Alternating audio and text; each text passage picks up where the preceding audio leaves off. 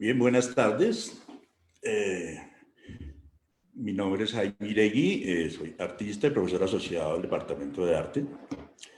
Muchas gracias a Mónica Uribe por la invitación. La idea es presentarles un libro editado por Ediciones Unidades y que se lanzó el año pasado, que se llama Pensar la escena, debates del campo del arte colombiano en la esfera pública. Les voy a ir contando básicamente cómo se hizo el libro muy rápidamente y vamos a entrar a concentrarnos en uno de los 6 dossiers que tiene el libro, son como 6 temas centrales. Y entonces vamos a empezar ya, si les parece, con compartir pantalla para darles cuenta de esto.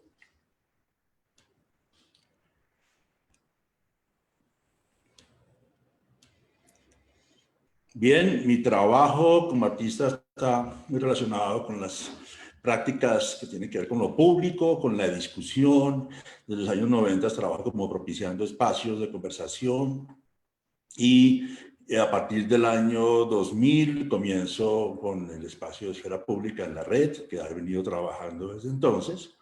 Este es un trabajo que realicé el año 2013, que este es un proyecto que se llama Parlamentos. Este es un espacio público en la séptima con Jiménez. Es una de las 3 fases. Este se hizo en ese año, luego vino en el año 2016 otra serie de acciones que se llaman manifiestos y luego este año sale ya otra nueva que se llama Escenas de la Calle Real. Entonces, esto es algo que ha venido como haciendo también como de una manera muy vinculado con el tema de esfera pública. Esfera pública, para los que no la conocen, es una plataforma en la red que se inició como espacio de discusión en el año 2000, como ya les estaba diciendo. Inició como una lista de correos, era un espacio que comenzaba básicamente como un espacio de discusión muy en la línea como de líneas de listas de correo, que son como discusiones muy espontáneas, que tenían que ver como con situaciones del campo, y poco a poco fue evolucionando ya como un portal, y en el año 2017 ya empecé como a trabajar como editor del portal y como moderador, como una posibilidad de publicar un libro, de esta manera recoger como los debates de fondo y también vincularlo también como con mis clases, que tengo clases relacionadas con crítica y siempre estamos citando ahí textos de esfera pública. Entonces me parece como que una propuesta como que está muy relacionada como con condensar el libro de este archivo que es bastante grande para una lectura, digamos, una puerta de entrada distinta al sistema de la red. Aquí está el libro. Está editado por Ediciones Unidades, es un libro como gruesito, como pueden ver, tiene 629 páginas, tiene 6 dossiers, son como que se han debatido allí de fondo en el espacio. Y, ¿qué más les puedo decir? Aquí también, yo creo que Luis les pone el enlace, porque también está en la Universidad de Ediciones Unidades, abrió la posibilidad de que se pudiera consultar en versión ebook, entonces ahí lo pueden ver también.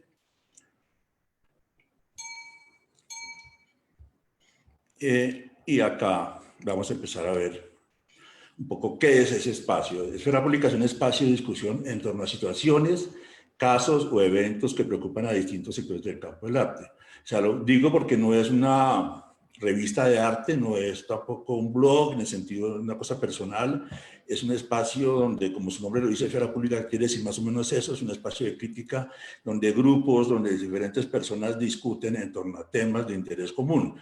Es decir, no se habla ya como de obras de arte, sino se habla en torno a situaciones, digamos, del mercado del arte, instituciones, bienales, cosas que tienen que ver como con curaduría. Y acá se ve, a ver si lo... Un poco voy a leer también porque es bueno tener ese ejercicio. Esfera Pública es un espacio abierto a una participación plural, donde la noción de lo crítico no se entiende únicamente como un juicio de valor en torno a obras y exposiciones, sino como una reflexión en torno a asuntos de interés común del medio artístico, donde distintos modos de entender las cosas se comunican y eventualmente se transforman en opinión pública. Esa es como la idea. Y también se marca la diferencia como con la crítica que venía antes, que era como la crítica de objetos, de pinturas, ¿no? Como, como una crítica de arte.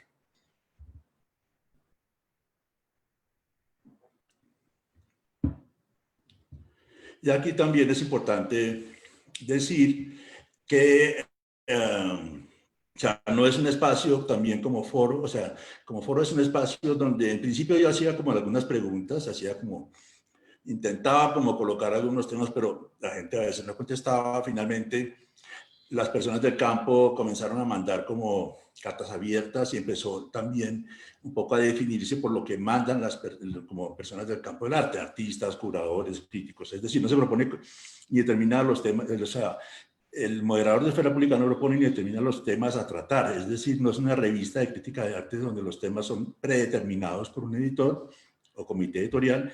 La idea es que se vayan definiendo a partir de los textos que proponen sus afiliados y colaboradores, artistas, críticos, oradores, gestores, quienes reflexionan sobre la actividad artística, las prácticas institucionales y eventos como salones de arte, bienales y curadurías independientes e institucionales. Entonces es un poco, así se ha venido convirtiendo el espacio, como que llegan, es como un espacio abierto. Obviamente hay personas que piensan que porque se llama esfera pública, todo lo que en un comienzo, todo lo que llegara se puede publicar. Pues no, hay un moderador. Yo en un comienzo a veces decía cosas, pero luego preferí como dejarme un poco como en segundo plano, porque no me interesa aparecer como moderador, como más como profesor. Oye, sí, lo que tú dijiste está bien, o sea, no se trataba como de, ¿no?, de validar o invalidar lo que dice un participante u otro. Entonces es más bien como que haya una libertad para expresarse y no se editaban las participaciones en el sentido de que entra uno a editar, oye, quitémosle esta parte. No, se dejaba completo. En caso de que hubiesen insultos o ataques y todo esto, eso pues lo posible se trataba de no, que no saliera, aunque era inevitable que en algunos textos la gente que se sintiese ofendida por la crítica, etcétera, pero digamos que la idea es esa, como que las personas se expresen libremente. Y aquí ya entramos en un tema que es interesante, que es esa, ¿cómo se puede llamar? Como aseveración, esa frase que está como en el aire, casi como un lugar común, que es que en Colombia no hay crítica. Lo que quiero en esta presentación, más que presentar el libro detalladamente, es como plantear ciertos problemas. Por ejemplo, ese es una de las críticas o de los debates que de alguna manera son centrales en la esfera pública, que han venido desde sus inicios, ¿no? Y es esta afirmación o lugar común de que en Colombia no hay crítica. Entonces, ese dossier se llama como Crítica a la Crítica. Vamos a mirar un poco cómo viene esto y como de dónde viene esta afirmación. Por lo general son como tres acepciones que tiene esta afirmación. La primera, como la ven allí, está relacionada con Marta Traba, y se asocia como con la ausencia de un juicio crítico constante, comprometido y dirigido a un público amplio como el que ejerció Marta Traba en sus escritos, debates y labor como divulgadora de los ideales del arte moderno en nuestro país. O sea, cuando se habla de eso, digamos, sobre todo años 90, años 2000, cuando estaba Carolina Ponce escribiendo con Hernán Aguilar en El Tiempo, cuando decían no hay crítica, generalmente se referían a como eso, como que la crítica se había dejado como proyecto de divulgación y un proyecto como de cierta manera como abierto al público, y se había vuelto cerrado, o sea, se había vuelto como crítico y solamente para personas especializadas. Esa es la sección siguiente que viene acá, que es la ausencia de crítica entendida como señala un lenguaje especializado y un tanto crítico al que ha recurrido una crítica de arte posterior a Marta Traba y que se encuentra más interesada en validar su juicio ante sus pares que comunicarlo y hacerlo comprensible al público en general. Entonces aquí básicamente, pues esto lo dice también Carolina Ponce en su libro El efecto mariposa, que casos como, digamos, personas que vinieron después de Marta Traba, como Serrano, Eduardo Serrano, Miguel González, Alberto Sierra, estaban más interesados en como en defender o en posicionar figuras como insulares, como, ¿no?, como artistas específicos, que en un proyecto de arte moderno en el país. Y una tercera sección tendría que ser como esa, ¿no? Como que aquí habla, por ejemplo, ya en su texto que se llama La crítica de arte en Colombia, en esa es una tradición, el historiador y crítico William López habla sobre eso, que es ya cuando la crítica pasa a la red, ¿cierto? Entonces vamos a ver cómo, de qué manera, no es que no haya crítica, sino que la crítica también varió en sus enfoques, ya no está tan interesada cuando pasa en la red en señalar, hacer juicio crítico de obras, sino más bien, como dice acá, el encierro de la crítica de arte en la web no solo ha determinado la reconfiguración de los espacios públicos en los que normalmente había sido escenificada, ha supuesto, por otra parte, la ampliación de sus temas, la renovación de sus objetos de reflexión y el replanteamiento de sus tipos de escritura. Y más profundamente, la refundación de las nociones de autor crítico, de los modelos de crítico, que hasta ahora habían sostenido su práctica. Es decir, ya está mucho más relacionada como con unos temas distintos, está relacionada de pronto con crítica, qué sé yo, a las instituciones, crítica al arte político, crítica como a el mercado, a la especulación. Ya es una crítica mucho más dirigida como hacia otros ámbitos que una crítica enfocada como en la crítica de exposiciones. Entonces, aquí termina, o sea, en otra parte dice algo que también es muy interesante, que dice William López, que es esta nueva generación de autores a lo largo de la última década ha venido protagonizando una silenciosa pero notoria rebelión en contra de la dictadura de los literatos y en especial los poetas que han venido ejerciendo de forma larvada institucional a lo largo y ancho del campo cultural desde principios del siglo XX. O sea, como que ya William López en este texto hace como una genealogía de la crítica en el país. Comienza prácticamente desde comienzos del siglo XX, luego llega Matatrava, pasa un poco después a lo que pasó en los 70s, 80s, y llega la crítica en la red, eso es al año 2005, y habla de 3 espacios, uno de ellos es Columna de Arena, de José Roca, otro se llama Ojo Travieso, que es de un colectivo de Cali, y otro era Esfera Pública en sus inicios. Habían muy pocos debates, pero ya como que daba cuenta William de que algo pasaba allí, que había una crítica en la red y que la red se estaba como comenzando como a fortalecer y había como una serie de grupos haciendo crítica en la red, ya podía ser como una especie de primer mapa de lo que sucedía allí. Entonces, eso es un poco como el giro que se le puede dar a esa frase de cajón que cada vez que, por ejemplo, en Esfera Pública se menciona, esta gente se pone molesta porque otra vez con el tema de que no hay crítica, o sea, como que, oiga, ¿no? Y hoy mismo alguien ponía, me acuerdo, esta mañana vi, Úrsula Ochoa, una crítica en Medellín, colocó algo que estaba leyendo precisamente, la crisis de la crítica. Entonces, como que es algo que siempre está en el aire, ¿no? La crítica y su crisis. Esto también es interesante porque esto es como lo que dice Carolina Ponce de León, una crítica, pues, digamos que fue muy, muy activa en años 80, 90, más curadora. Escribía sagradamente en el periódico Los Sábados, junto con José Hernán Aguilar, ¿cierto? Y el año antepasado se publicó un libro de Martín Nova que se llamaba algo así como Conversaciones con el Fantasma, donde le preguntaba a unas, no sé, creo que eran 30 o 40 personas del campo qué pensaban sobre ciertos aspectos del campo del arte. Y una de las preguntas era esa: ¿usted cree que sí hay crítica? O sea, era increíble porque todo el mundo decía o que no hay o que falta, ¿no? La única que más o menos dijo que había una crítica distinta ahora era Carolina Ponce, cuando dice que si hay crítica, obviamente la hay. Desde el momento que existe Esfera Pública hay como 20 personas escribiendo allí y son personas que hacen crítica. Fui también jurado del Premio Nacional de Crítica hace poco y me consta que hay un pensamiento crítico de alto nivel, inclusive creo que hay más crítica de arte ahora que nunca. Lo que faltan son canales efectivos para circularla, porque los canales de ahora están más en las redes sociales, en los blogs y en los memes. Entonces ahí ya entramos como en materia. Vamos a ver un poco acá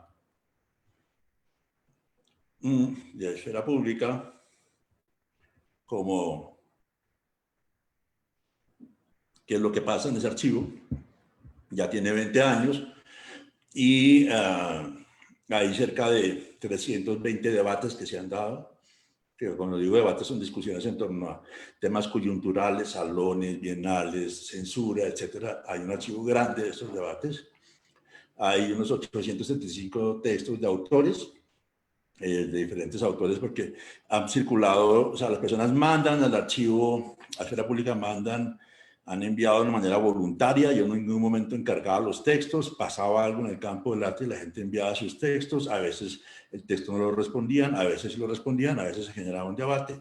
Habían cosas fijas como los salones nacionales que siempre generan algún tipo de discusión, salvo el año 2019, creo que hubo un salón, o el 18, no me acuerdo muy bien, que no generó gran discusión, pero por lo general los salones generan debates, inclusive los salones de por sí son, el salón, por ejemplo, el salón el origen del salón en Francia, del siglo XVII, es el origen también de la crítica, o sea, el salón está atado a la crítica a tal grado que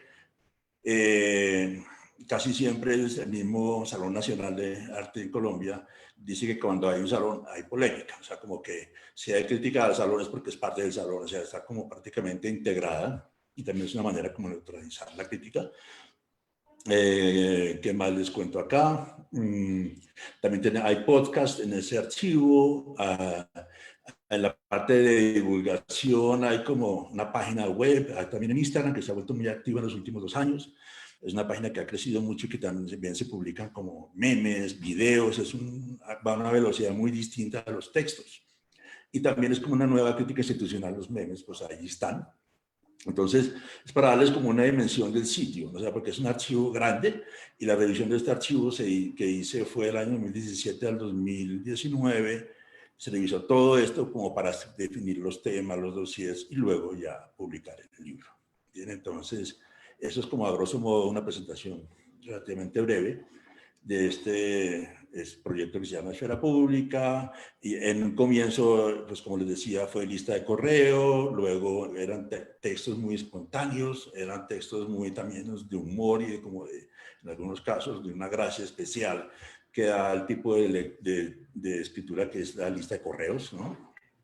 Y luego ya pasa a ser como un website donde los autores comienzan a generar unos textos un poco más decantados, ya ponen cita, ya de alguna manera se vuelven textos como un poquito más largos, ¿no? Donde las personas ya comentaban en la parte de comentarios de textos abajo en el website y se generaban debates allí, ¿no? Muy distintos a los que se generan hoy en día en redes sociales, ¿no? Que son como una línea, ¿no? Carita feliz, carita brava, ya, ¿no? Chao. O sea, hoy en día ya, digamos que esos debates no se dan. Yo en el año ya 2011, 2012 me daba cuenta un poco que los debates de alguna manera comenzaban como no a repetirse, pero sí como a cerrarse de cierta manera. En el año 2016 ya era evidente que habían discusiones que se habían cerrado, habían otras que estaban activas, habían otras como la de la crítica al arte político, que era como, la crítica al arte político seguía como muy fuerte, habían otras como los salones nacionales que se repetían muy de vez en cuando, tanto que hoy en día, pues si uno va a hacer de pronto surge un debate en torno a un salón, muchos de los temas se repiten, entonces es bueno poner el enlace al debate del año anterior perdón, del salón anterior para ver que se repiten muchos temas, ¿no? También hay muchos textos relacionados con crítica, o sea, hay textos, vamos a mirarlo acá, en esta especie de cronología PowerPoint.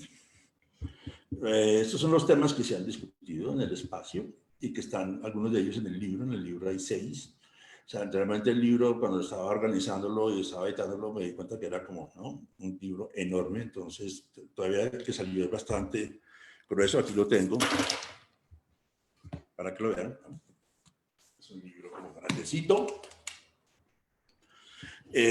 No ha aguantado sino 6 dossiers, hay unos 4 o 5 que están pendientes. Y aquí vemos, por ejemplo, estamos a un lado, vemos el año 2000 al lado izquierdo y el año 2017, que son los años que cubre. Entonces hay temas que nacen como en el 2005, como crítica al arte político, y se mantienen constantemente, llega hasta básicamente 2017.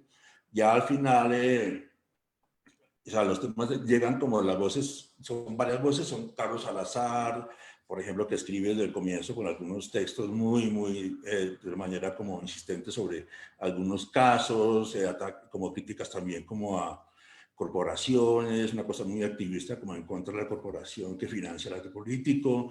Luego viene Lucas Ospina, también escribe mucho sobre esto. Luego hay un texto clave de Guillermo Villamizar, que es sobre el caso de Daros, que vamos a verlo más adelante.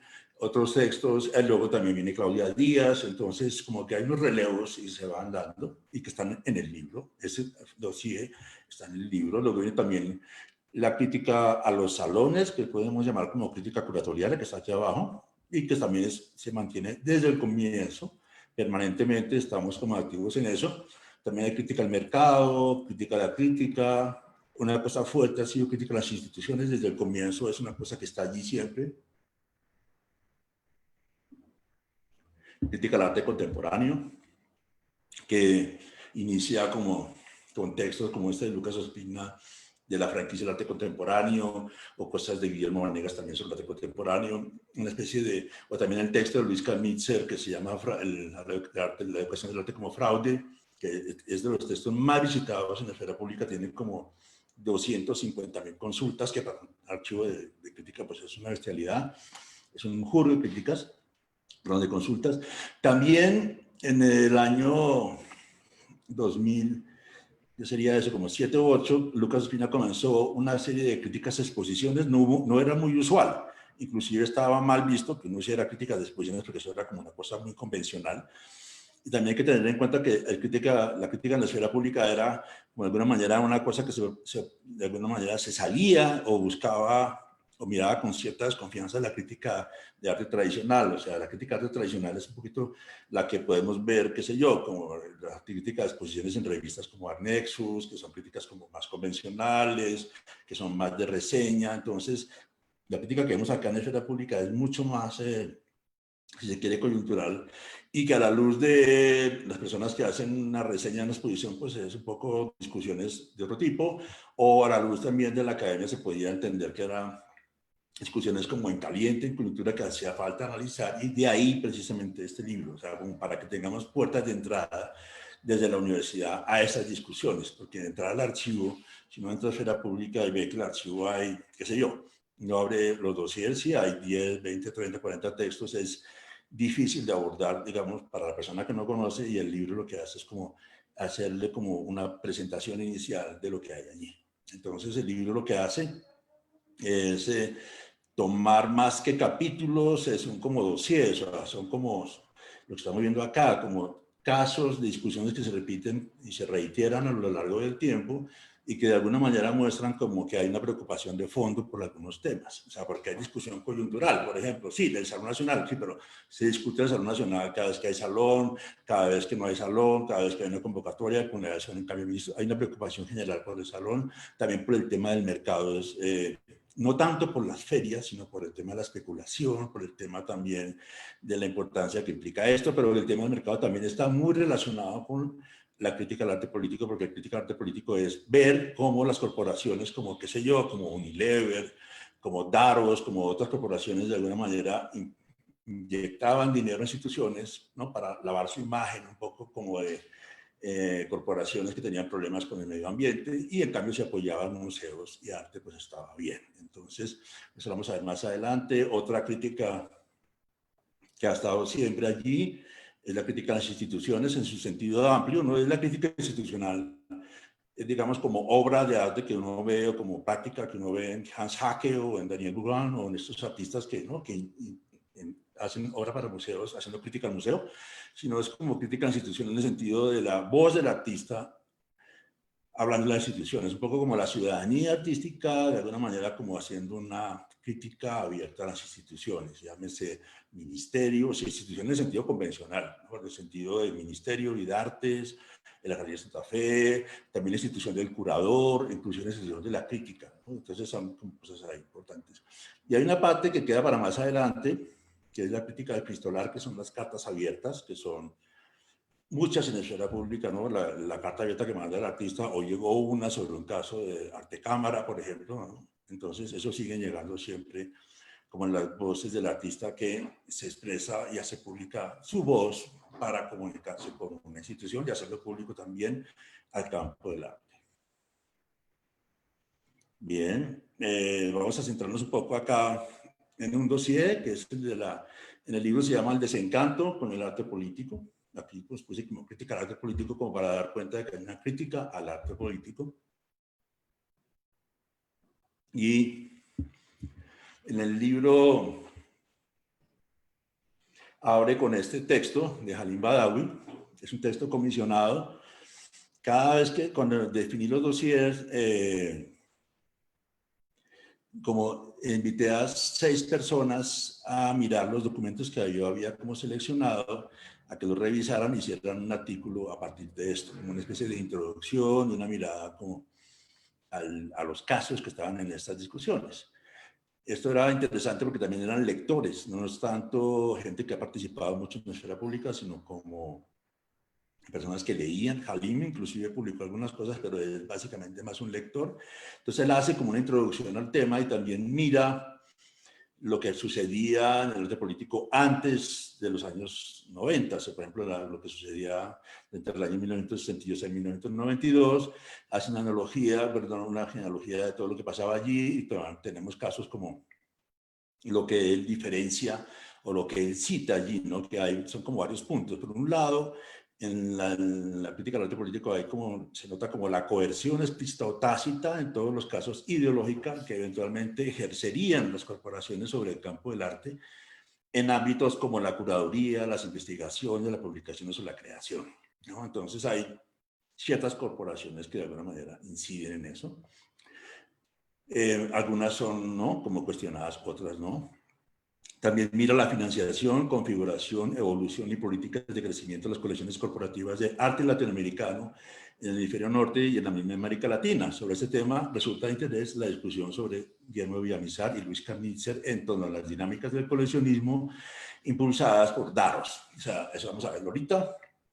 Y habla de esto, la colección que en el año 2010 aquí todo el mundo era como, wow, llegó Daros, vamos a tener exposiciones importantísimas, van a venir todos los europeos, etcétera, van a venir el señor de la colección Daros, era como una, pues este momento de la apertura de Colombia como pues a través de la feria de los coleccionistas de fuera, era pues incuestionable la colección Daros, pero en ese momento pasaron cosas y ya miraremos más adelante. Otra opción, otro punto que mira Halim y que retoma son como las diversas formas como se han relacionado a los museos del norte, que por lo general cuentan con sponsors corporativos con el arte latinoamericano. Entonces miremos también lo que pasa en Houston, en el Museo de Houston y todo ese tipo de proyectos que hay como el ICA, ¿no?, que son esos centros de documentos, qué pasa allí, qué tipo de cosas se curan, ¿no? Como que hay una revisión crítica de la gente que financia también los archivos latinoamericanos, de arte latinoamericano, que hoy en día pues son un mercado. O sea, hoy en día, pues digamos, inclusive con el caso de la red de repositoristas del sur, también fue tomada como por ejemplo por el Museo de Arte Sofía, el Museo de Reina Sofía en Madrid, y también se criticó mucho ciertas cosas de que un museo en España hiciera como esta revisión del arte latinoamericano, etcétera. Bueno, y por último están las dinámicas del coleccionismo y de relaciones con el mercado impulsadas por los bancos centrales. Sabemos aquí el Banco de la República, ¿no?, y como un poquito como la labor de su comité que hace compras de la colección.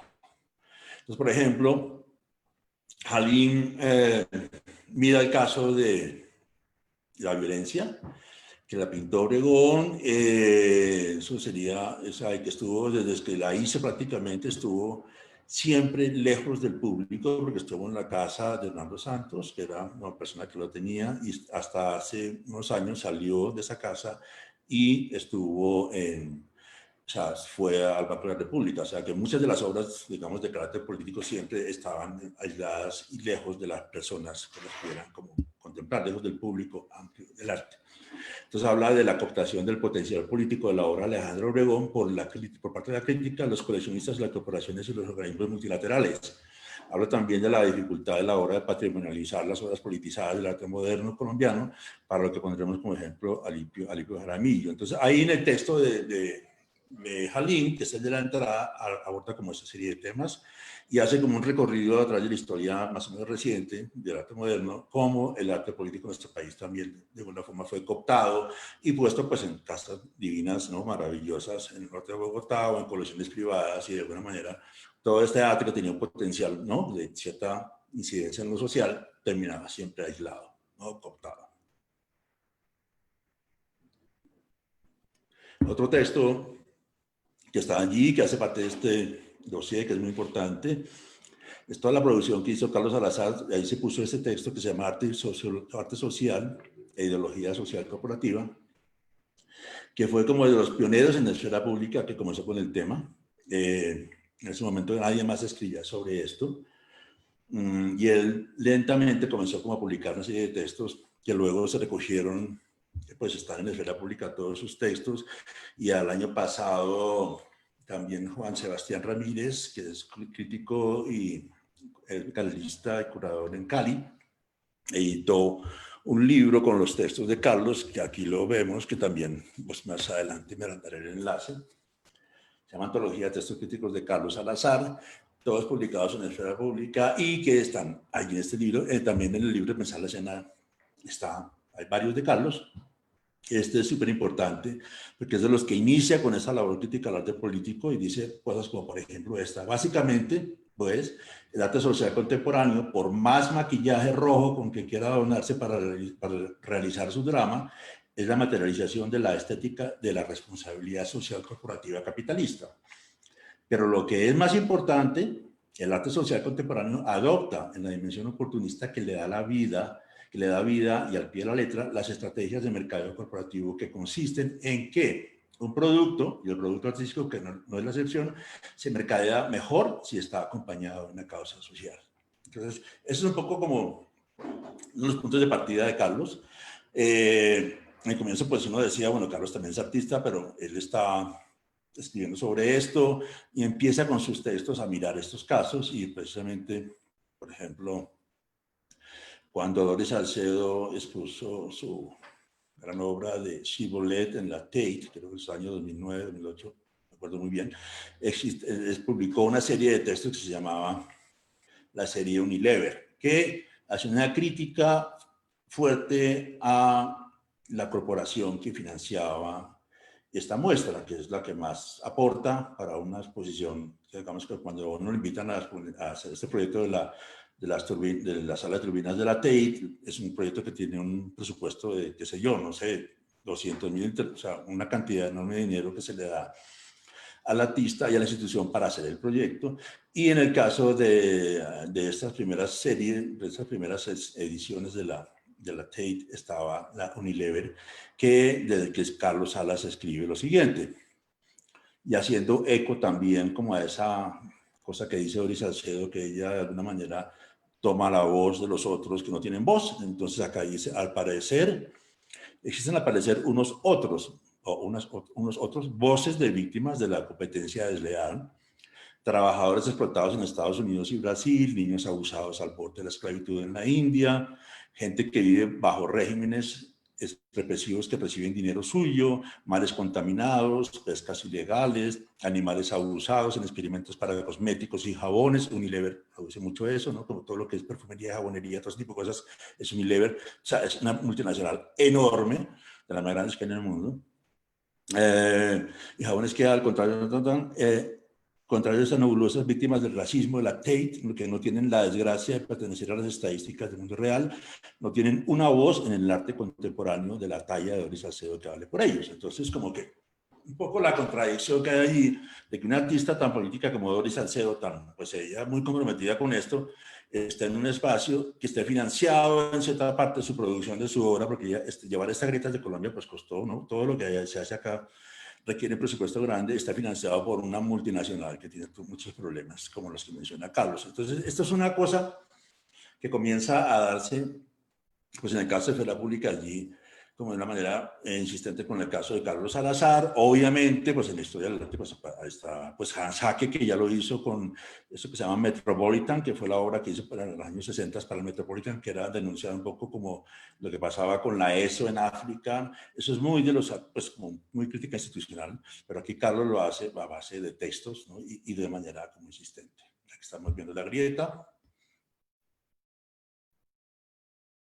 Hecha en Colombia y llevada a Londres.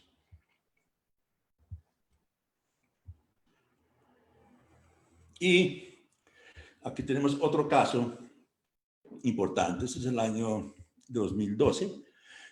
Ya, este es Guillermo de Villamizar, otro de los autores que publican en la esfera pública de manera regular, o sea, de una manera periódica, años de 2010 a 2016, y habla del caso de Daros. y habla, aquí pone un tema, ¿no? El dedo en la llaga cuando habla de que Daros Latinoamérica era el momento en que Daros trataba de llegar a Bogotá y a Colombia a través del Museo de Arte de la Universidad Nacional. Pues una curadora muy respetada, María Belén Sáez Ibarra, lo traía y, digamos, traía artistas de allá y pues era muy bueno porque pues realmente pues, ¿no? Pocas veces se podía ver algo así acá. Pero también empieza Guillermo a tocar un poco un punto acá, que es el caso de Daros y su financiación, o sea, el dinero de Daros proviene casi todo del asbesto. En su momento, cuando él habló de esto, pues la gente realmente se molestaba mucho porque cómo es que van a hablar de Daros del asbesto, que eso no se debe hacer, que eso es un tema distinto, que, en fin, como que había cierta reticencia a que se hablase de eso, pero Guillermo siguió publicando como sus textos. Y finalmente, digamos, en una de las discusiones también, por ejemplo, cuestiona mucho como muchos artistas políticos que entran a la colección Daros, uno de ellos le respondió, él habla de Luis Carnicer, aquí le dice Luis Carnicer a Guillermo, pues parte del texto que está en el libro de Pensar en la Escena, dice, el problema real no está en la venta de obra de una colección en particular, sino en el hecho de que los artistas hacemos obras para vender después de que nos educaron profesionalmente para fabricarlas. Y bien o mal, una vez que producimos objetos mercantiles en una sociedad organizada alrededor de la oferta y la demanda, el artista tiene muy poco o ningún control sobre los compradores. Por lo tanto, es muy difícil no solamente hacer una lista negra, hay demasiadas listas grises que complican la definición, sino el implementarla. Entonces, un poco es como pasas cosas que le contesta Luis Camítzer y que le da también como un buen nivel a la discusión, porque no es tanto que publique esto Guillermo y no lo veas, esto lo vio también la Daros, el texto de Guillermo fue una cosa que de alguna manera regeneró también como algunos momentos difíciles porque había casos de que de pronto se invitaban a espacios de discusión a un encuentro en Brasil y pues se fuera publicado no estaba porque había cuestionado a Daros, o sea que la misma retaliación, digamos, para la crítica viene desde las instituciones que hacen, ¿no? Ese tipo de encuentros, o sea, se está de alguna manera cuestionando no solamente Daros, sino el establishment, ¿no? O sea, un poco como lo que pasa allá, entonces los curadores cercanos a la Daros muy ofendidos porque se habla de esto. Total, la Casa Daros abrió una super sede en Río de Janeiro que costó la millonada, estamos viendo aquí esta foto, que cerró a los varios años por los temas judiciales de su director, el apellido Schmetny, es suizo, es una colección de origen suizo, en términos legales no era de él, sino que era de la esposa, o sea, era una cosa un poquito como, aquí decía Guillermo Villamizar, que era como un poco eso, como la omertá, como un poquito que está en testaferro en la colección, y de alguna manera, todo ese tipo de cosas, cuando se hicieron públicas, también, no tanto, obviamente por la esfera pública, pero también las personas a cargo de la colección tenían juicios en Italia por el tema del asbesto. Entonces se cerró la casa, o sea, la colección todavía existe, obviamente, pero digamos que se replegó. O sea, esto era una sede enorme en Brasil que pues, marcaba o sea, ponía un pie firme en Latinoamérica. Había hecho exposiciones importantes de artistas latinoamericanos en Brasil y esperaba como posicionarse también en su parte latinoamericana porque es una colección que miraba mucho la latinoamericana. Y finalmente, pues Guillermo siguió vinculado como a su actividad también, pues un poquito a artista, pues él es teórico, artista, activista, y siguió vinculado con otros colectivos a nivel de Colombia y continuando con su lucha contra el asbesto hasta que por fin el gobierno lo prohibió, creo que fue el año pasado. Bien, entonces el caso de otro de los temas que está allí en el dossier, que es el caso de la Daros. Y también aparecen otros textos, posteriormente los de Guillermo, hay un relevo también con el caso de Claudia Díaz, que toma como ciertos temas, conceptos del arte político. Este es su primer texto que publica en la esfera pública sobre ese tema de una manera un poquito como ambiciosa. Ella comenzó a publicar en el año 2012 y es un texto que habla sobre esto, arte político como un término general.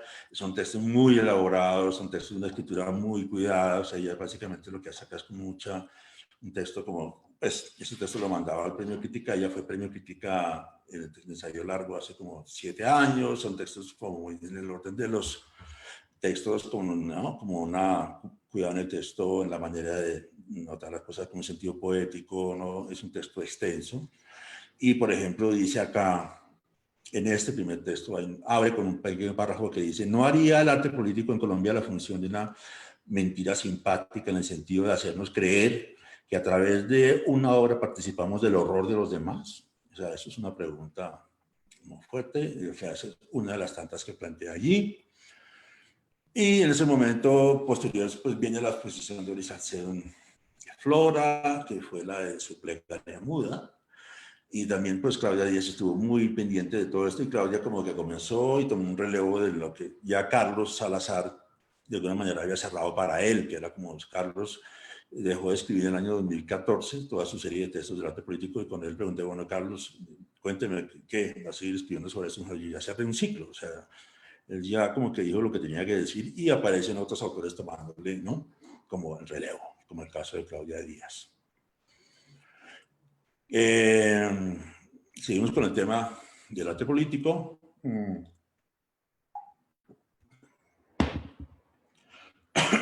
texto que cierra ese dossier es de X Rubiano, que también está muy metido en esto. Él ha escrito bastante sobre esto. Creo que su tema, su tesis de doctorado tiene que ver pues, con el tema de las víctimas, pero es muy atento al caso. Y él hizo como una etnografía digital de el caso de la acción de Doris Salcedo en Plaza Bolívar sumando ausencias, que fue en el 2016, después del, pues todos se acordarán, ¿no?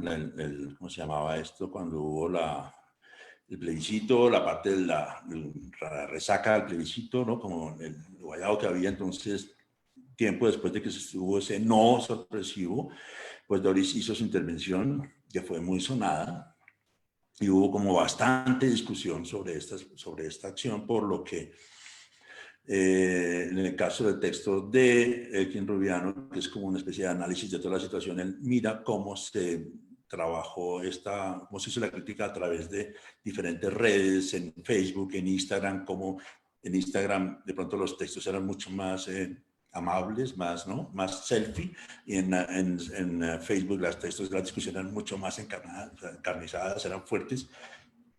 Y viene este tema a colación porque poco la piedra allí de discusión era que el momento, no sé si ustedes se acordarán, los que se acuerdan de esto, había un campamento ya en la Plaza de Bolívar que se había generado a partir de las cuestiones del plebiscito. Todo el mundo pensó que iba a ser como esta especie de primavera, ¿no? Como árabe, a la versión criolla, pero de todas maneras era muy significativo que hubiesen allá un campamento más relativamente grande, era como, qué sé yo, como 20 o 30 carpas que había, que gente que se estaba quedando, había gente joven, había gente de otros pues, colectivos y que se estaba quedando en la plaza. Y cuando estaban en este momento después del plebiscito, les llegó como un comunicado de que Doris Salcedo iba a hacer allí su acción y que tenían que desocupar, o sea, como desocupar o correrse o irse para un lado, porque él, pues, Doris necesitaba toda la plaza. Entonces esto fue un poco problemático. Se discutió mucho en la esfera pública. Yo le hice, me acuerdo que unas entrevistas para unos podcasts a varios que están allí. Hablé con 2 o 3 personas que estaban como a cargo de unos colectivos y pues estaban un poquito como ¿cómo se pueden sorprendidos por esto? Porque si ellos se llegaban a mover también era muy posible. Primero que todo, que la importancia simbólica de lo que pasaba ya, si se reacomodaba bajo unas carpas blancas de la alcaldía, cambiaba completamente, cosa que pasó, y cosa que también esta pieza de Doris de alguna manera neutralizó. Estos eran los encuentros que habían alrededor del campamento, había activismo constante, y también inclusive me acuerdo que Santos también salía y hablaba allí con él, porque él necesitaba que hubiese como, ¿no? Como de alguna manera, un activismo a favor de lograr de nuevo sí el plebiscito o neutralizar en lo posible ese no. Esa era una cuestión de la sociedad civil que pocas veces se ha visto acá. Y que tenían intervenciones como estas, por ejemplo, de las personas de la UP, pues que son muy la memoria de la OP y su exterminio, como lo que sucedía, lo hacen las mismas colectivos que están asociados con este movimiento, y que son intervenciones que no pueden llamar como artísticas, pero que tienen como esa función de recordar y de hacernos patente lo que sucedió con esta comunidad, con este partido político. Paralelo a esto, que sucedió en la plaza, pues en el Museo de la Universidad, con el apoyo del Museo de la Universidad Nacional, dirigido por, no está dirigido por Divulgación Cultural de la Nacional, dirigido por Belén Sáenz Ibarra, pues había un pequeño ejército de personas, estudiantes, artistas, todos voluntarios de Doris, que tiene como un gran grupo de gente, ¿no?, que la apoya. Eso es pues, un evento enorme que implica como cubrir la plaza de blanco con telas. Entonces era primero cortar las telas, luego ponerles como el nombre en ceniza de las víctimas. Creo que era una lista de 1000 víctimas que había en ese momento, que ella escogió pues de una lista enorme. Aquí está el grupo, o sea, recuerdo yo fui, tomé estas fotografías y viendo a Doris, pues dije, bueno, vamos a ayudar a hacer esto que se hacía acá, y era una labor como que se veía como muy militante, como todo lo de Doris, como, ¿no?, como ella maneja un grado de eficiencia para estos grupos, para manejar grupos enorme, y todos esto lo que estamos haciendo acá era para cubrir la plaza de Bolívar. Estamos viendo las inscripciones en ceniza de los apellidos de las víctimas, que le había dado la unidad de víctimas. Era una labor, ¿no?, grande, realmente, y aquí ya vemos cuando llegamos a la plaza, ya se había movido el campamento. Afortunadamente no pasó nada, porque también había un temor de que la policía ¿no?, apenas se movieran los sacara. Había como mucha gana de que eso pasara, y entonces de otra manera se neutralizó un poco. Y llegó Doris y pues ya sabemos, entonces fue una tarde, un día, ¿no?, que se hicieron, los voluntarios tejían las sábanas o tejían las telas, aquí estamos viéndolo, y ya luego acá pues la foto, ¿no?, allá al fondo está el campamento, si lo ven, al fondo se ven esas carpas blancas de la alcaldía para proteger el campamento. Ya es otro campamento, ya no es, ¿no?, tan, ¿no?, como tiene esa cosa como tan fuerte simbólicamente, sino ya parece como, no sé, otra cosa. Y ahí está la obra de Doris. Entonces, hubo una larga cantidad de críticas en Facebook, en redes, en la esfera pública, hubo entrevistas, también hubo críticas. Y pues esto incidió más allá de esfera pública y de sus redes en el Facebook y en el portal, porque también llegó a pues, portales como Vice, por ejemplo. La gente escribió que realmente había como un poco un problema con eso de lo que había pasado con Doris, ¿no? Habían preguntas varias, como, bueno, esto es cuando se está gestando el evento, pues se mueve como una cuestión colectiva, nombres de las víctimas y todo, pero luego ya finalmente, pues todo el mundo sabe que esto ya es más que algo que va, pues sí, es una cuestión en relación con las víctimas, tiene una incidencia en su momento, pero ya luego es una cuestión que van a nutrir como una especie de, ¿no?, como de capital reputacional individual del artista. Y aparecen textos que van más allá de lo que los medios por lo general se refieren a la crítica, ¿no? La crítica generalmente cuando hay alguna discusión o cuando hay algo que pasa, ya sea coyuntural o no, generalmente cuando pasa a los medios, hoy en día siempre pasa como algo así como polémica en las redes, ¿no? No dicen nada, ni de esfera pública, ni otra cosa, ni de dónde fue, ni reemplazo, nada, ¿no?, sino polémica en las redes o arden las redes. Entonces no mencionan ningún lugar, sino dicen más o menos como que esa gente que son los artistas como que están peleando ahorita por esto. Y esa es la polémica del día, de las muchas que hay hoy en día, y que ya hablaremos en otra clase abierta, si es posible, sobre el tema, ¿no?, también de los medios hoy en día, la manera como retoman las discusiones del arte, ¿no?, que están pues en el campo y la vuelven polémica del día, bueno, que de alguna manera se neutraliza. Inclusive Semana, pues la Semana de ese momento, no la de ahora, también tomó el caso. Entonces ya era como, bueno, ya no es únicamente un tema de que hay una gente por allá en un portal, ¿no?, brava con Doris Salcedo, molesta porque siempre la están persiguiendo, y eso era un poco lo que se decía en su momento, ¿no? El grupo del establishment de curadores decía, pues qué jartera, cuando Doris siempre que hace una cosa, pues prácticamente caen es como a lincharla, ¿no?, esa gente, ¿no? O sea, no sé, como que es un tema como que la crítica que se hacía en ese momento por haber desplazado el campamento, pues tenía cierta legitimidad, pero siempre era visto como, por favor, no molesten, por favor, dejen que se mueva el campamento. Y que aparezca la foto, ¿no? Acá, y aparece, si uno mira el caso de esta pieza de Salcedo, pues, si uno mira lo que pasó en el momento, pues sí, en Colombia aparece lo de Semana y lo de Vice, lo de Esfera Pública, pero afuera es básicamente un hecho individual, ¿no? Doris Salcedo llena una plaza en Bogotá con los nombres de las víctimas, ya. punto, chan, chan, chan, y ya no se habla nada de lo colectivo. Obviamente alguna parte habrá abajo puesto, pero digamos que la parte de la mediación, lo que se hace la crítica, lo que hace mucho también allí, hay que primero cuestionar como esto, una manera como que de alguna manera aparece la acción en la Plaza de Bolívar y llegan los drones, ¿no? De los medios, llega la foto, en qué momento se pone blanca para sacar la foto desde arriba, ¿no? Entonces la idea es como producir esa imagen para que vaya por los medios, ¿no? Entonces, pues no sé si valga la pena todo esto para esto, ¿no? O sea, es un poquito la pregunta que se hace. Varias de las personas que escribieron en la esfera pública también me la hago yo, en el sentido de que, bueno, pasó esto y luego vinieron otras intervenciones de otra escala que también estuvieron promovidas. Creo que Pía Barragán allí, Cine Colombia también ayudó, entonces era como, sí, había que hacer lo posible para que esos plebiscitos del no se estabilizara ni se quedara allí, sino que se pudiese como redefinir. Entonces, ahora vamos a ver un poco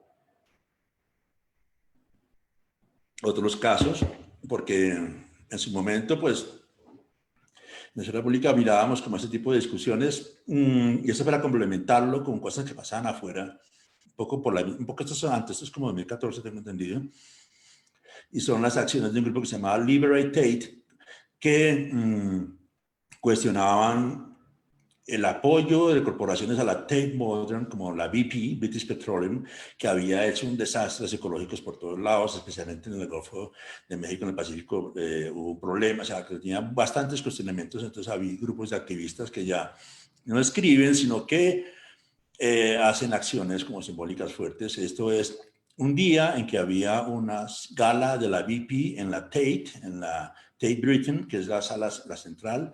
Entonces ellos llegan y llevan acá unos barriles con el logo de la BP, ¿cierto? Y a la entrada de la gala simplemente los botan allí y llenos de plumas, ¿cierto? Hay un video muy fuerte sobre esto, un poquito dramática la cosa, pero llenan todo eso de petróleo, ¿no? Entonces son otro tipo de cosas que suceden también con digamos, el cuestionamiento a la manera en que corporaciones financian, digamos, instituciones que se dedican a promover el arte político, como la Tate, digámoslo, o la Daros, como puede ser, o vamos a ver más casos más adelante. Aquí hacen esto los activistas.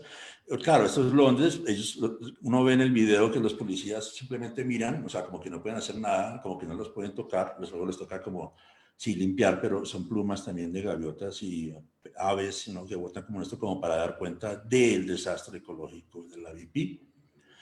También lo hacen adentro de la BP, perdón, del Museo de la Tate Britain. Inclusive hay algunas activistas que se entran a la gala y tienen esas faldas grandes, ¿no? Enormes, como que llegan hasta el piso, y dentro tienen una bolsa de petróleo, ¿no? Y de golpe jalan una pita y sale todo el petróleo en la sala donde toman la copa, ¿no? Su copa para celebrar los aportes de la BP. Entonces y obviamente todo ese tipo de actividades o de acciones de este grupo, se llama Liberate Tate, tienen un impacto grande en los medios. Entonces, ahí es un poco también la estrategia, ¿no? Cómo poder llegar, no solamente a hacer esto, ¿no? Y de golpe, pero que no quede como el rumor por ahí en Facebook, sino que los medios toman todo esto y sale en los medios y empieza como a cuestionarse la BP realmente, ¿no? Este también es un grupo, o sea, esto se llama BP o no BP, ¿no? Que también fue más o menos el año pasado, también siguieron haciendo lo mismo porque sí la Tate retiró como, ¿no? La Tate Modern se dejó de recibir los aportes de la BP y empezaron como a darse cuenta de que uno no podía seguir lavando su nombre, ¿no? De empresa que hace desastres ecológicos dándole plata a museos. Entonces, sí, yo por acá acabo con una cantidad de gente, les daño el medio ambiente, exploto tal grupos de personas y por acá, pero yo dono $1.000.000 para la Tate. Entonces, yo soy, ¿no? una empresa filantrópica, ¿no? Entonces, por favor. Este tipo de cosas aparecen allí. Esto es muy lindo porque esto es un caballo de Troya, ¿no? También llegan y lo ponen enfrente de la BP, perdón, de la Tate Britain y hacen la fotografía, hacen todo. O sea, esto también tiene como mucha mirada a los medios y se da cuenta de que hay un activismo siempre constante de revisión del tema de los patrocinios y de la gente que está en las juntas directivas de los museos, sobre todo en Europa y Estados Unidos, ¿no? acá vemos el caso de Estados Unidos también. Estamos viendo el Guggenheim y hay un grupo que se llama Labor, que tiene que ver como con las protestas que se dan. Se llena el museo, empiezan a botar como volantes y cosas, dando cuenta de la manera que la Guggenheim, o que Guggenheim explota gente en su museo hiper maravilloso y enorme que está haciendo en Abu Dhabi, que vale la millonada, pero que, ¿no?, que lo hace con gente que está realmente súper mega precarizada. Entonces, un poco también este activismo comienza a entrar dentro de los museos. Estamos viendo otro que es más reciente, que es el caso de Nan Goldin, que ella pues tenía problemas de drogas y cuando estaba un poco en tratamiento en rehabilitación tomaba una droga que era producida por una compañía de unas familias Sackler, que era partes de las juntas directivas y también donaban a muchos museos. Y empezó como luego a hacer un activismo para denunciarlos porque ella se volvió como adicta a esto y mucha gente estaba adicta a esta droga que era supuestamente para sacarlos del tema de la adicción, pero se volvían adictos, ¿no?, porque tenían un opioide, y logra finalmente que también el Metropolitan, ¿no?, como que retire estos fondos, a la gente retire, diga no a las ayudas de la familia Sackler, que era la compañía que producía y que era dueña de esta farmacéutica. Y vamos a cerrar acá. Este es el caso de un grupo muy importante, pues muy interesante, que se llama Arquitectura Forense, que son grupos, un colectivo como que está conformado por periodistas, artistas, abogados, o sea, que hacen una serie de mapas y trabajos muy, muy elaborados, que mapean situaciones, y aquí mapearon, por ejemplo, lo que sucedía con una especie de gases, armas de gases de una familia que tenía, cuyo dueño, perdón, de una persona que también era parte de donde estaba expuesta esta obra, que era el Whitney Museum. Entonces, un poquito como pasó con Hans Hacke, con el caso de Sapolsky en los años 60, ¿no?, cuando él denunció un caso de finca raíz como de abusos y de explotación, y resultó que para una muestra en el Guggenheim y el directivo de la junta directiva del Guggenheim estaba allí y era el dueño de sus edificios y era como el culpable de ese tipo de temas, y la exposición de Hans Hacke se prohibió. Acá no se logró eso. Aquí los de arquitectura forense hicieron la obra y se mueve como a través de satélites y todo tipo de cosas que consiguen tecnológicas, logran ubicar cómo en ciertos sectores del Oriente Medio se usa este tipo de gas lacrimógeno producido por una empresa que es uno de los vicepresidentes de la junta directiva del Whitney. O sea, que no están sentados en el Whitney patrocinando arte político y arte de la Bienal, que era en ese momento cuando subió Trump, y era una Bienal muy política, pero está, digamos, que financiada, o sea, la persona que está en esa junta directiva, que además en Estados Unidos ser de la junta directiva no es una cosa honorífica. Uno, cuando está en la junta directiva, uno da millones de dólares al museo. Entonces por un lado, da millones de dólares a un museo como el Whitney, y por otro lado, fabrica armas para contener las protestas de activistas del Medio Oriente. Entonces, eso como que no se ve muy bien. Total, empiezan manifestaciones en el museo, está la Bienal, pero todo el mundo habla del tema de la obra de arquitectura forense, y cómo así que este señor, que es el director de la junta directiva, el vicepresidente, está fabricando armas y fabrica chalecos antibalas, o sea, como que se haga de cuenta que fabricara las bolas de goma del SMAT, básicamente, ¿no? Y por otro lado está patrocinando arte político. Entonces es un poquito como absurdo todo esto. Hasta que renuncia, ¿no? Entonces Warren Kanders, que es el señor que está allí, esas son noticias del New York Times, o sea, ya no es una cosa de Facebook, ¿no? Y aquí, allá, oiga, qué vaina, ¿no? Qué polémica, ¿no? Esto es un tema que comienza como a darse y que hoy en día, por ejemplo, está pasando también a otro nivel con el tema del racismo y con el tema también de género, como lo que estamos viendo acá, con lo que ha pasado en estos últimos semanas con los monumentos. Entonces, ya cerramos, vamos a cerrar.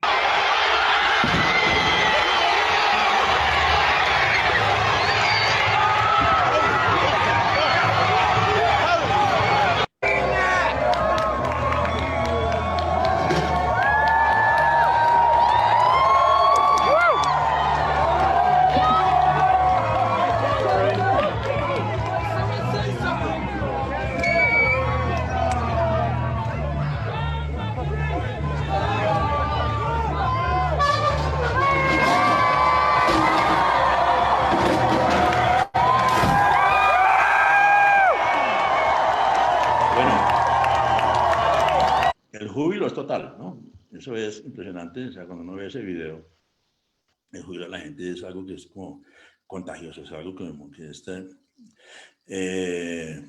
escultura, esa estatua de Colton, que es un esclavista, pues Bristol era el puerto de Inglaterra donde comerciaba contra los esclavos y pues tenía un monumento a uno de ellos, a uno de los comerciantes. Entonces era absolutamente impresentable en época del caso de Floyd, del asesinato, y esto lleva poco a poco, sí, hay muchos monumentos que se derriba, sí, en Estados Unidos, en el sur, hay 1.700 monumentos de militares confederados, de estos rebeldes de la guerra de secesión de Estados Unidos, que hay que pensar cómo se quitan. Han quitado ya como 7 o 10, los han tumbado, y ya llega la discusión también a los museos. Entonces, está un poquito el tema, sobre todo en Estados Unidos, el tema del racismo en los museos, se está mirando mucho eso, se está mirando cómo hay exclusión, inclusive hay un perfil de Instagram donde gente cuenta la manera que está siendo como de alguna manera excluida, y también el tema del racismo, cómo opera en los museos en Estados Unidos. Entonces, por un lado, sí, todo el mundo poniendo likes y cuadritos negros, ¿no?, en Instagram, porque la gente tumba estatuas para ¿cómo se llama?, solidarizarse con la causa, pero por otro lado, en el museo el tema del racismo es fuerte, ¿no? Y también el tema de género. Entonces, eso es un poco la discusión de ahora, y este es el caso ya más reciente, que es en estos días, que en un museo en Escandinavia, pues una curadora es afrodescendiente. Entonces ya la idea es que hay que decolonizar los museos. Entonces ya un poco como que todo esto que está pasando también con los monumentos implica también, y con el tema del racismo y todo esto, implica como revisar, pues, museos, universidades, como que empieza a mirarse.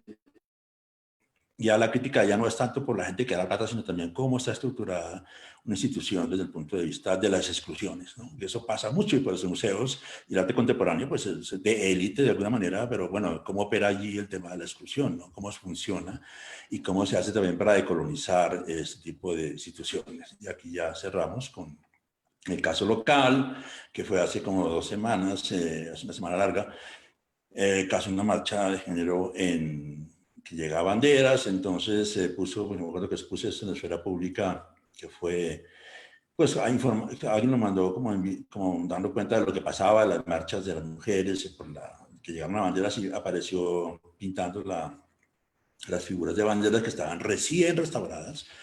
Y entonces hubo una reacción enorme, este post se volvió viral, ahí abajo se ve, lo vieron 405.000 personas, es una cantidad, miles de comentarios de todo tipo. Y también nos habla mucho como de lo que llega a la discusión acá, que aquí seguramente en algún momento va a llegar, o sea, no sé, en medio de la pandemia y todo, pues faltaría el tema de los monumentos acá que se hace. Yo he hablado también con Mario Omar Fernández del Departamento de Arte, que pues, se encargaba del tema de patrimonio, y hace falta también como una reflexión, que ojalá también, además de los casos que se pueden dar manifestaciones de cuando pasaba con los monumentos como pues bueno, eso es otro monumento muy distinto, el de los héroes que grafitean, que es de origen militar, pero aquí va a llegar también el momento de pensarse qué hacer con tantos monumentos, sobre todo de embajada, que hay por ahí rodando por avenidas y por todo, que no tienen ningún sentido. ¿Cuáles son los monumentos que realmente tienen una apropiación de orden social, ¿no? ¿Cuáles son los monumentos que realmente importan a la gente? ¿Qué pasa con el monumento a Dylan Cruz, que cada rato lo rompen y lo dañan y nadie dice nada? Entonces, sí, mucho like y mucha cosa, pero, ¿no?, pero poca acción. Ese también fue el viral, el caso de Colón, origen de genocidio. Entonces, ahí está este monumento de Colón, que acababan de mover el año pasado porque estaba apuntando no a Occidente, ¿no?, donde iba, sino estaba apuntando a suroccidente. Entonces lo giraron como para darle sentido, por lo menos en el sentido de orientación geográfica. Y ahí tiene ya su graffiti. Y bien, cerramos acá. Ya no sé si, a ver cómo cerramos esto. Salir de acá. Yo creo que por acá dejamos la discusión. No sé si hay preguntas. Ay, me pregunta Tomás, ¿quién puede publicar en esfera pública? Pues a cualquiera puede publicar, ¿no? O sea, el caso es que no es, o sea, pero no todo lo que se envíe se publica, ¿no? Es un tema, es un espacio editorial. Ya después de la revisión que se hizo del libro, pues un poquito también la idea de replantear el espacio, porque había mucha discusión que se repetía, pero en principio, digamos que para este año lo que había pensado después del libro era pues replantear el tema de la discusión por red, porque es que por red se ha vuelto con las redes sociales una cuestión muy polarizada la discusión, hay mucho debate que se repite, hay mucha cosa de pronto que también, qué sé yo, que son denuncias que tienen que ver como con otro orden de cosas, pero digamos que se está abierta la publicación de cualquier interesado, simplemente ahí en la parte del portal abajo dice publicar o participar, tiene una regla de participación y ya las puede mirar y por cualquiera puede enviar allí. No todo lo que llega se publica y para este año estamos trabajando, pues la idea era hacer como reuniones en espacio público, estamos trabajando sobre todo como a partir del tema de la pandemia, que es un tema como, o sea, en la situación en que estamos creo que hay que repensar muchas cosas, ¿no? Entonces también estamos pensando como en eso. Creo que ahí usted le responde a la pregunta de por dónde se envía el contenido. Ahí también, pues ya lo respondió. Que abajo ¿Quién en la dice? página está. Tomás Ortiz. Sí, ¿no? Ahí en la página está, hay un correo que es esferapublica@hotmail.com. Hoy mismo llegaron pues también está muy activo por Instagram. También hay mucha actividad por Instagram y la gente manda mucho, digamos, por Instagram cosas. Hoy mismo se hablaba de un tema de arte cámara, porque no se había informado. O sea, realmente se publica allí. Esfera Pública pues también quiere marcar como una diferencia con el tema de lo que pasa en redes y también textos un poquito más, si se quiere, como que den cuenta como de otro tipo de discusiones distintas a las que se han venido dando, como replantear el tema de los debates hoy en día, y en el caso de las circunstancias que estamos también ver qué pasa. Entonces, por ejemplo, estos últimos meses se ha mirado mucho y ha sido como la participación constante de personas que miran cómo las instituciones apoyan o no apoyan a los artistas en la época de la pandemia, miran el tema de qué apoyos hay, están como muy pendientes de eso, porque digamos que la discusión ahora está muy por ahí, ¿no? ¿Qué pasa con el campo del arte? Sobre todo que está difícil para todos, pero para el campo del arte también está bien complicado. Jaime, yo le tengo una pregunta, esta es mía. ¿Sí? Pensando un poco en cómo termina pues, estas discusiones que nacieron nativamente digital, ¿no? Y cómo Sí. termina este libro. Y yo le quiero preguntar qué pasará con la esfera pública si no está Jaime remando el proyecto, estoy pensando en la moderación del contenido, pero también pienso como en la perdurabilidad del archivo. Ya. Usted está pagando por el alojamiento del proyecto, está pendiente de los respaldos, las actualizaciones, la seguridad, en fin, como toda esa parte que está atrás y uno no ve. Entonces le quiero Sí. preguntar desde su experiencia, ¿qué riesgos ve para que los archivos independientes como esfera pública permanezcan en lo frágil y en lo efímero del Internet? Ya, muy buena pregunta, Luis. Eso sí, muy chévere que la haga, porque por lo general la gente casi nunca se pregunta eso, ¿no? La gente piensa que uno está ahí como, o sea, en realidad este espacio ha ocupado como casi, o sea, cuando había discusiones, casi todo mi tiempo, además de, pues, de lo que hago mi obra y también la universidad, las clases y todo. Y ha sido difícil ha sido costoso también el tema de crear el archivo, porque no solamente recibir y mandar, ¿no? Sino hay que generar un archivo, hay que generar un poquito hablar con la gente también, cómo se organiza todo esto, pero ya respondiendo específicamente a tu pregunta, un parte de la cuestión del libro era como eso, como de pronto en algún momento que uno no esté, ¿no? De pronto, pues bueno, está el libro allí, hay unos temas, unos dossiers, por ejemplo, también yo tengo la opción de ahora, pues más adelante yo creo que hay una opción que sería ya como apenas acabe de organizar el archivo este año y de limpiar ciertas cosas en el sentido de que hay mucho, pues Luis Antonio sabe, hay mucho, ¿cómo se llama? Como robot que inyecta, ¿no? Como códigos maliciosos, hay muchos problemas de esos en ese portal que es muy grande. Entonces, la idea es organizar el archivo y dejarlo como puesto de manera que se pueda también pensar en que se vaya manteniendo también con, que sé, con apoyos como Patreon, que son como apoyos, o sea, es un archivo colectivo. Bueno, ahora sí, si la gente lo quiere de alguna manera tenerlo, aprovechar, también a mantenerlo, ¿no? Porque es difícil mantenerlo, es costoso porque hay como a veces irrupciones en que sé yo, a veces me llegan esos como correos del sistema de hosting, que es el que mantiene el archivo, que me dice, oiga, si usted no limpia hoy, hay un código malicioso que ha generado 7 gigas de información falsa en su archivo, lo están mandando a páginas de, qué sé yo, en no sé dónde, y si no lo limpia mañana, pues borramos el archivo. Entonces, wow, entonces eso, hacerlo vale una plata larga con un técnico que se ponga como a mirar todo este tipo de cosas. Eso pasa mucho con ese archivo. Y mantenerlo creo que va a ser un tema también que hay que pensar ahora, ¿no? Cómo se mantiene, cómo queda, pues, en el momento que está ahorita que pasa algo, que uno se muere a curar de COVID o alguna cosa así, pues ahí queda un año, pero ahí está por lo menos el libro que funciona como una puerta de entrada, están los textos y también hay unos, digamos, está el archivo organizado como en sus carpetas, ¿no? Para que en caso de que no esté uno, pues se pueda poner en otro lado, ¿no? O conservarse de otra manera, pero sí hace falta como un equipo relativamente pequeño de gente que lo mantenga y lo vaya como organizando mejor de lo que uno lo puede hacer, ¿no? Yo trabajo a veces con practicantes de la Universidad de los Andes que aplican a la práctica de esfera pública y organizamos cosas, inclusive muchas de las cosas del libro, por ejemplo, allí David Agudelo ayudó mucho en la diagramación. Por ejemplo, ahorita el año pasado estuvo María Paula Conde haciendo mapas que no alcancé a mostrar acá en este momento, porque hay una serie de mapas que hicimos conceptuales que vienen para la próxima clase. Entonces, digamos, hay gente que colabora, pero básicamente es gente que está haciendo como práctica desde la universidad. Gracias, Jaime. Pregunta Andrea, ¿Esfera Pública cuenta con revista indexada? Es decir, académicamente, ¿cómo funciona?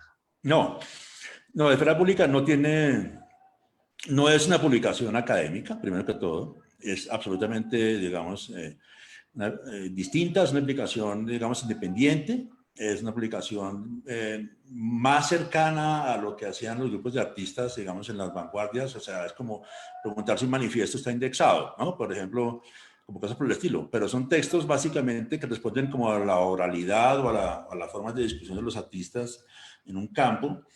Ahora, lo que sí puede pasar, son investigaciones de historiadores o teóricos del arte, que los hay, que han hecho investigación y que pueden estar en entrevistas indexadas, pero Esfera Pública no creo que tenga como ese ánimo que está indexado, ¿no? Tampoco el libro, básicamente son temas como de una crítica libre y muy distantes digamos, del estudio académico que busca estar en una revista indexada. Sería en ese caso que alguien escribiese un artículo sobre Esfera Pública y que quedara indexado en una revista. Bueno, pues Jaime, viendo por acá, creo que esas son las preguntas que hay aquí en el chat y también estamos al día en el Facebook. Bien, yo creo que ya. ¿No? Mónica, gracias a ti, Mónica, por la invitación. ¿No? Fue increíble al comienzo. Pensé que lo tenía como más o menos claro porque es una presentación de un libro, pero bueno, gracias Tomás, a ti por la pregunta, también a Luis. Más preguntas yo creo que a la esfera pública directamente y pues más adelante daremos como en agosto una segunda parte con temas ya relacionados como con crítica del arte contemporáneo, que también es muy movido porque tiene que ver como con todo esto que se ha hecho con Bettina Lesper y con una gran cantidad de personas que están como de alguna manera poniendo en duda el arte contemporáneo que tanto nos importa. Ahí botamos la cuña de una vez, ya tenemos fecha el 27 de agosto, Jaime. Bueno, y también Luis puso allí, creo que está el enlace al libro, el que lo quiera consultar, ahí está en la zona de chat.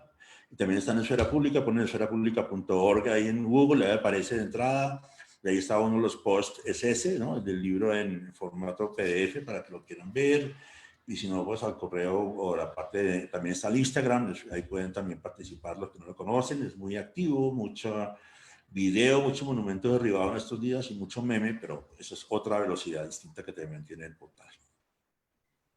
Jaime, muchas gracias. Buena tarde a todos. Gracias a ti, gracias a todos y bueno, un abrazo a todos.